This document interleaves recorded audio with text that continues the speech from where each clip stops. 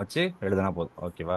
இப்போ இந்த ரெய்டுனா ஒன்றும் இல்லை. சிம்பிளாக என்ன சொல்கிறேன்னா, இது வந்து நிறைய இண்டிபெண்டன்ட் டிஸ்கை ஒன்னாக்கி வைக்கிறது. அப்போ ஏன் இத்தனை டிஸ்க் வைக்கிறோம்னா, இப்போ நிறைய டேட்டா இருந்துச்சுன்னா அது எல்லாத்தையும் ஸ்டோர் பண்ணணும்ல. இந்த எல்லா டேட்டாவையும் ம். ஒரு டிஸ்க்ல ஸ்டோர் பண்ணி வச்சுட்டு, இது எதுக்கு மெயினாக யூஸ் பண்ணுவாங்கன்னா, இந்த மாதிரி நம்ம தனியாக நிறைய டிஸ்க் போட்டு ஓஎஸ் கொடுக்கலாம். ஆனால் ஓஎஸ் என்ன எடுத்துக்கும்?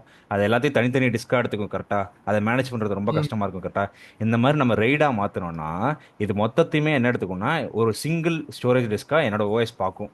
அப்படி பார்க்கும்போது என்னவா இருக்குன்னா, அந்த ஓஎஸ்க்கு வந்து ஹேண்டில் பண்ணுறது வந்து ரொம்ப ஈஸியாக இருக்கும். ஓகேவா? இந்த மாதிரி பார்க்கும்போது ரொம்ப ஈஸியாக இருக்கும். நிறைய டிஸ்கை மல்டிபிள் டிஸ்கை ஒரே இதாக கனெக்ட் பண்ணி யூஸ் பண்ணுறதுக்கு பதிலாக ரைடு. அப்போ அதுக்கு பேர் என்ன? Redundant array of independent disk. ஓகேவா? இதில் ரைடு ஜீரோன்னு சரி. இருக்குல்ல. ரைடு ஜீரோ இதில் ம். என்ன பண்ணுவாங்கன்னா, எல்லா பிளாக்கையும் என்ன பண்ணுவாங்க, மல்டிபிள் பிளாக்ஸை டிவைட் பண்ணுவாங்க. எல்லா டேட்டாவையும் மல்டிபிள் பிளாக்ஸை டிவைட் பண்ணி இந்த மாதிரி ஏ பி சிடி இந்த மாதிரி பிரிச்சு வச்சுப்பாங்க. இது எதுக்காக மெயினாக யூஸ் பண்ணுறாங்கன்னா, பெர்ஃபார்மன்ஸ் இன்க்ரீஸ் பண்ணுறதுக்காக இந்த ரைடு ஜீரோ யூஸ் பண்ணுறாங்க. ஓகேவா? ஏபிசிடி. ம். ஓகேவா? சரி, அடுத்ததுல ம். ரைடு ஒன்ல என்ன பண்ணுவாங்கன்னா, இந்த மாதிரி ஏபிசிடின்னு சொல்லி ஒரே ஸ்ட்ரிப்ல பிரிச்சு வச்சிருப்பாங்கல்ல.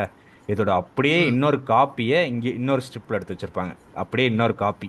இதுக்கு பேர் என்ன சொல்லுவாங்கன்னா மிரரிங். மிரரிங்னா அப்படியே அதோட காப்பியை இன்னொரு இதில் வச்சிருப்பாங்க. ஓகேவா? இது எதுக்குன்னா, இன்கேஸ் இந்த டிஸ்க்ல ஏதாச்சும் ஒன்று ஃபெயில் ஆச்சுனாலும் இந்த டிஸ்க்கை வச்சு ரெக்கவரி பண்ணிக்கலாம்னு சொல்லி இந்த காப்பி எடுத்து டேட்டாவை காப்பி எடுத்து வைக்கிறது. அவ்வளோதான். இது ரைடு ஒன். ஓகேவா? கீழே வா ப்ரோ, கொஞ்சம் கீழே வா ப்ரோ. ஈஸி இது தான். வந்து கொஞ்சம் கீழே ம். கீழே ம். Right zero. ரைடு ஜீரோவா? ஆ. ம். இது வந்து ஃபர்ஸ்ட் ரெண்டு பண்ணுவாங்க. ஏபிசிடி லைனா இந்த சைடு இந்த ஆர்டர்ல ஃபர்ஸ்ட் இது எழுதுவோம். வந்து நான் நார்மலாக இருக்கிற டேட்டாவை ஒரு ஏபிசிடின்னு பிரித்து வைக்கிறாங்க. இது எதுக்குன்னா பெர்ஃபார்மன்ஸ் இன்க்ரீஸ் பண்ணுறதுக்காக இது பிரித்து வைக்கிறாங்க. Ride zero. ஓகேவா?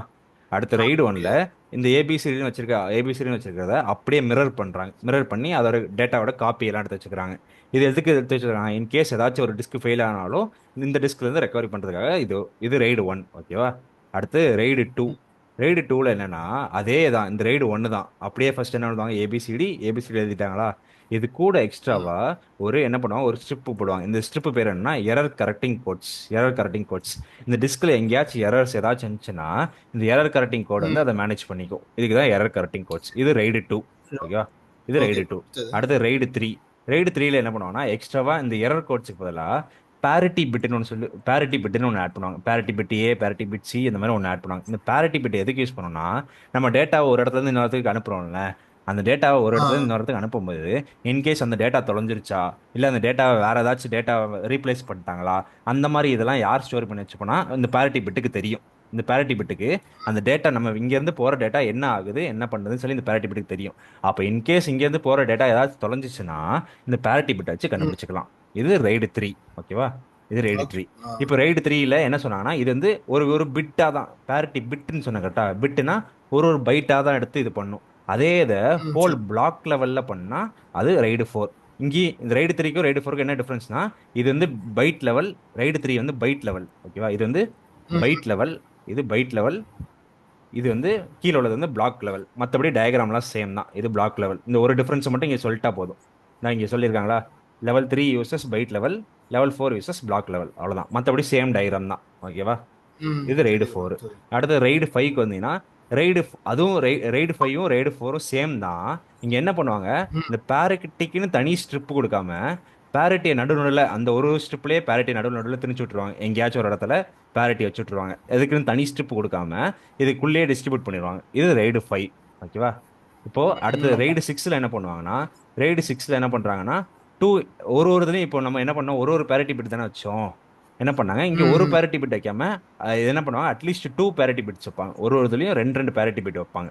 இந்த இந்த பேரிட்டி மாதிரி பிட்ஸ் எதுக்கு ப்ரோ யூஸ் ஆகுது? அதான் பேரிட்டி பிட்னா என்னன்னா, ஒரு டேட்டா ஒரு இடத்துல இருந்து இன்னொரு இடத்துக்கு போகும்போது அந்த டேட்டா தொலையுதா, இல்லை அந்த டேட்டா வேற ஏதாவது டேட்டா ரீப்ளேஸ் பண்ணுதா, இதெல்லாம் கண்டுபிடிக்கிறதுக்கு என்ன பண்ணா இந்த பேரிட்டி பிட் வந்து ஹெல்ப் பண்ணும்.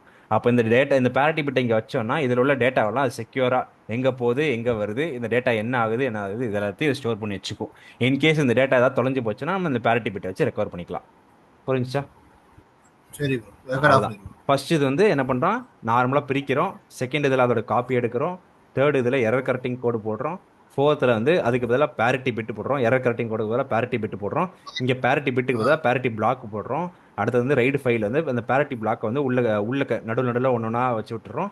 அடுத்து ரைடு சிக்ஸில் என்ன பண்ணுறோம், ஒன்றுக்கு பதிலாக ரெண்டு ரெண்டு ரெண்டு ரெண்டா. பேரிட்டி பிட்டை வச்சிடுறோம். அவ்வளோதான் ரைடு. இந்த கொஸ்டின் வந்துச்சுன்னா கன்ஃபார்ம் பண்ண முடியாது. டயக்ராம்க்கே ஃபுல் மார்க் கொடுத்துரும். ஈஸி.